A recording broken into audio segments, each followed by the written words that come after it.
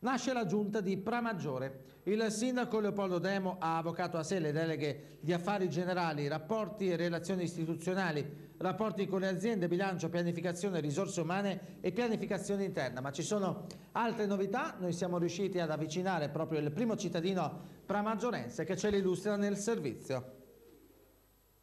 Leopoldo Demo, sindaco di Pramaggiore, è riuscito a comporre la sua squadra. Quali sono gli assessori e quali referati deterrà lei come primo cittadino? Sì, già da tempo noi avevamo come gruppo stabilito quali fossero gli assessori e le deleghe.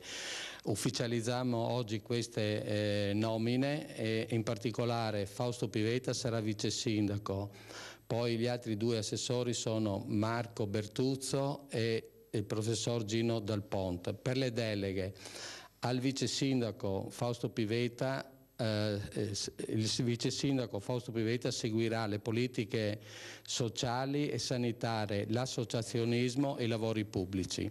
L'ingegner Marco Bertuzzo seguirà l'urbanistica, lo sport, le politiche giovanili e la protezione, avrà il compito di coordinare la protezione civile.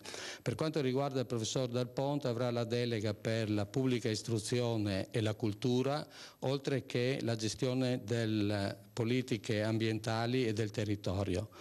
Il rimanente rimane in carico al sindaco, in particolare gli affari generali, la gestione delle partecipazioni, delle partecipate, il bilancio e il personale. Ecco, c'è una piccola sorpresa nella giunta, manca Igor Visentin che tutti indicavano come possibile vice sindaco, come mai? Igor già al momento della composizione delle liste aveva manifestato l'intenzione di non impegnarsi direttamente in giunta. Lui avrà il compito di capogruppo e seguirà i lavori dando il suo contributo e data la sua esperienza.